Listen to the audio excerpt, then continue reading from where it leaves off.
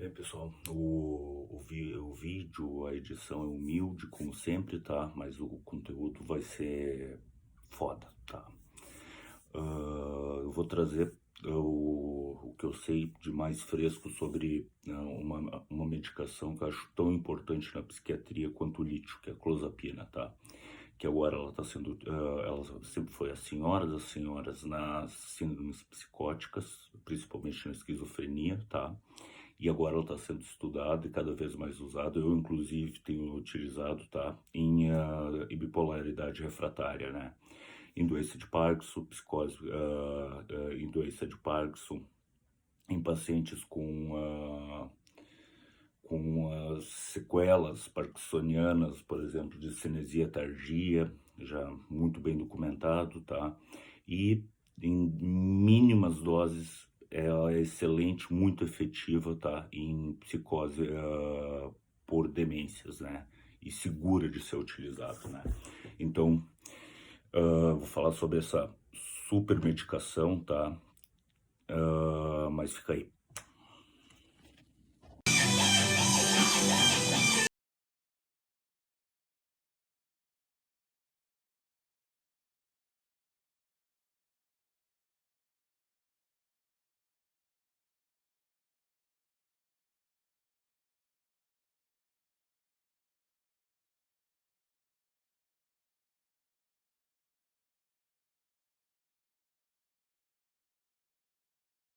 Bem, a clozapina, tá?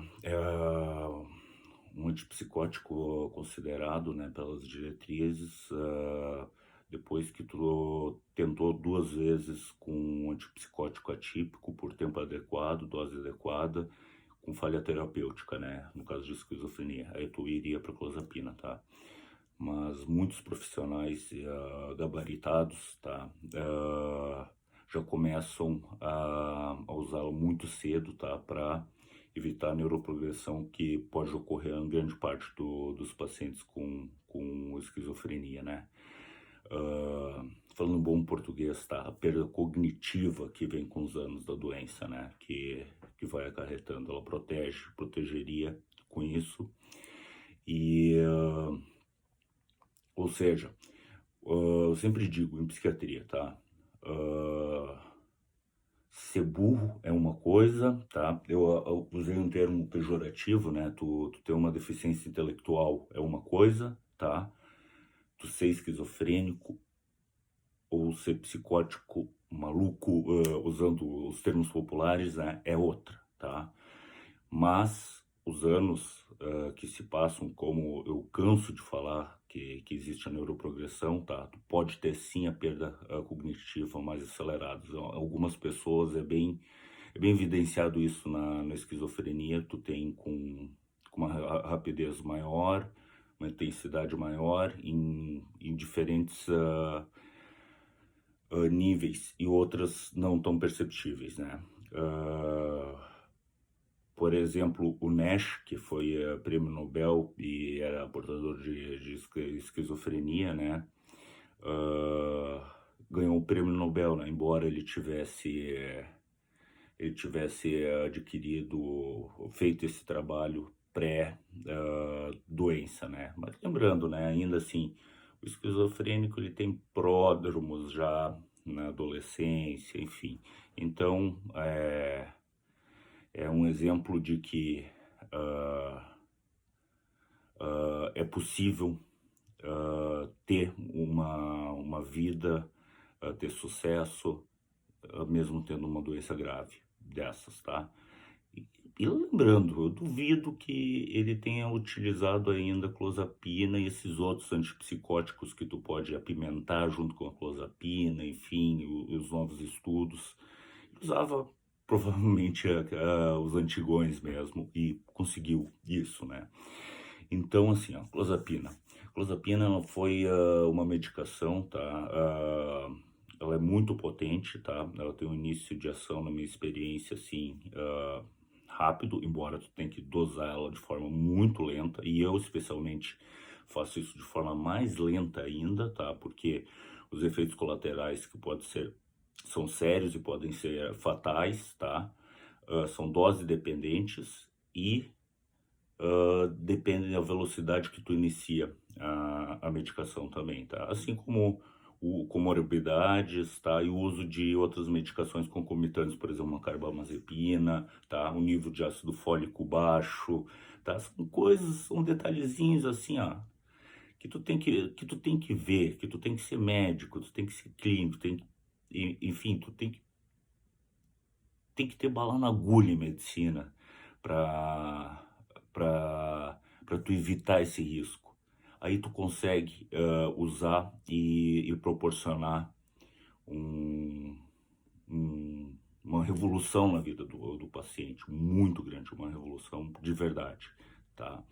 Então, foi uma medicação que ela foi suspensa por ter causado em torno de 2 a 3% dos pacientes que iniciavam o tratamento a granulocitose fatal, né? Então, e por isso tu tem que monitorizar bem com hemograma, né? Nas 8 primeiras semanas é um hemograma semanal, depois um hemograma mensal. Eu ainda vou tirar dúvida, andaram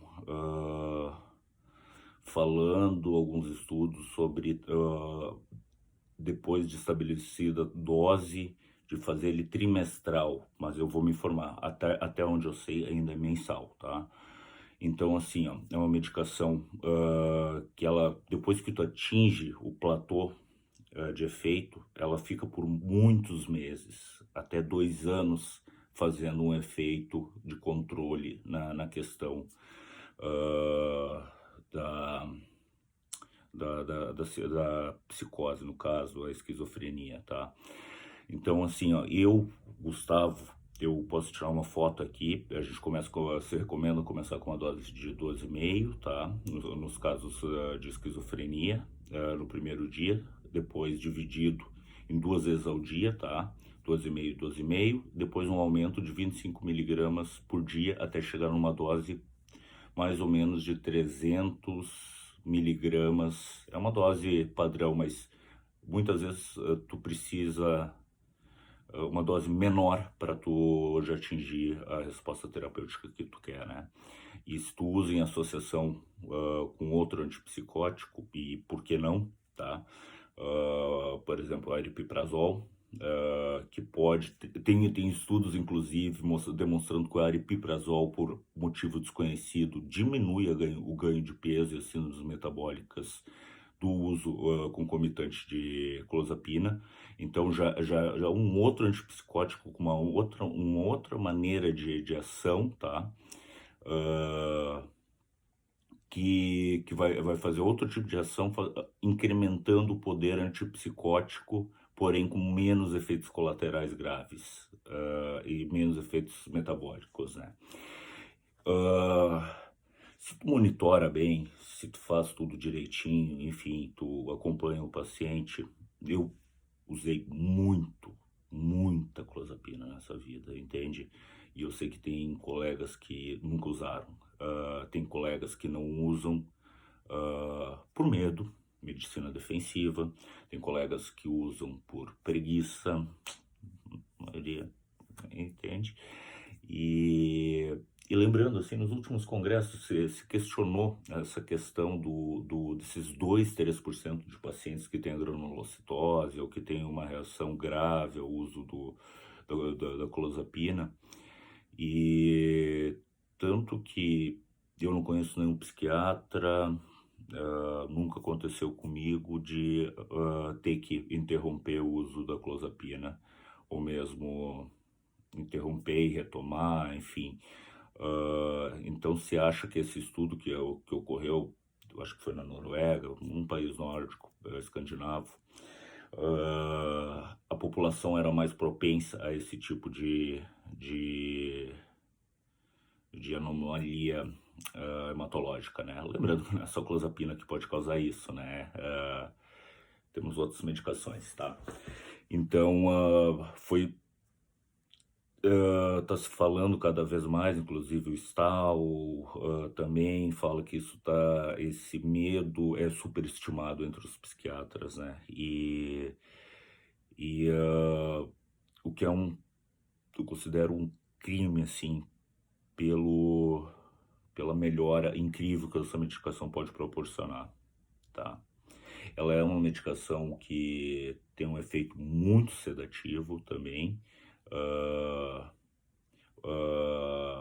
muito efeito metabólico, de síndrome metabólica, que ele pode causar, como aumento dos triglicerídeos, a questão do colesterol, e assim como a olanzapina, por outro meio que não o meio indireto da síndrome metabólica, desenvolver diabetes mellitus tipo 2, né? Então, e de novo, eu me encho o saco e vou falar uma coisa que os psiquiatras e as pessoas não ligam, tá? Mas está aí a prova disso, né? Tem um estudo demonstrando e recomendando doses muito maiores, tá? De clozapina do que essas que eu falei de 300 miligramas, quando o paciente é fumante. Eu tenho aqui anotado, se recomenda como dose média, enfim, em mulheres 250 miligramas não fumantes e nas fumantes 450. Então são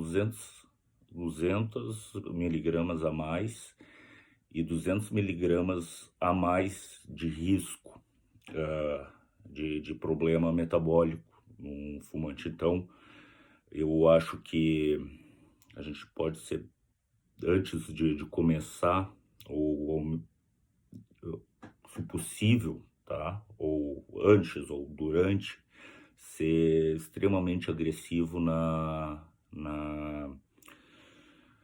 intervenção anti-tabaco nesses pacientes, né? Porque o clozapina é substrato da 1 a 2, né? E uma coisa que eu tinha meio que como dogma, tá? De não misturar nunca, jamais, fluvoxamina com clozapina. Tem estudos que têm mostrado, e pessoas relatos de casos de pessoas que têm se valido dessa técnica de pequenas doses com muito cuidado, tá? De uso de fluvoxamina junto, tá? A fluvoxamina já daria também uma neutralizada no pensamento obsessivo, que é um efeito colateral que a clozapina pode causar, mas principalmente nesses pacientes fumantes, né? De contrabalancear a indução, um inibiria, o outro induziria. Então, existem estudos com isso, e tu tem como medir isso pelo nível plasmático, né? É uma medicação que baixa o limiar convulsivo de uma forma significativa, mas nunca vi acontecer, tá? Também é meio... Enfim, tem que cuidar. Uma vez eu encaminhei para o neurologista e, cara, faltou dar risada de mim, enfim. No início de carreira, se eu pudesse usar o clozapina com medo que eu ativasse um foco epileptogênico, viajei total. Então, mas enfim, então é uma medicação que eu acho que o vídeo, eu vou falar muito mais coisa interessante, mas fica aí para os próximos vídeos, e dá um like, compartilha aí essa confusão aí. E lembrando, meu foco é trazer conteúdo, tá? Quem sabe, quem sabe tem RQE, e não tá num consultóriozinho de jaleco e aqueles piriri, porque quem tá estudando tá assim, não tá daquela forma. Então vale a pena conferir muitas vezes se o teu profissional, não só psiquiatra, ele tem RQE, ele é psiquiatra de fato, se ele tem um treinamento, ele tem uma boa formação, que talvez seja isso o motivo dele não estar usando uma clozapina em ti, ou um lítio, como eu quero fazer uma série especial só sobre clozapina, e eu posso botar aqueles títulos sensacionalistas de capa de um milagre, você será curado, enfim, com clozapina, né? Mas é para quem sabe. E mesmo muitas vezes, quem sabe, eu conheço muita gente boa que tem medo. Mas então eu vou tentar compartilhar essa informação, psicoeducação para o paciente, informação para os colegas médicos e vamos lá. É isso.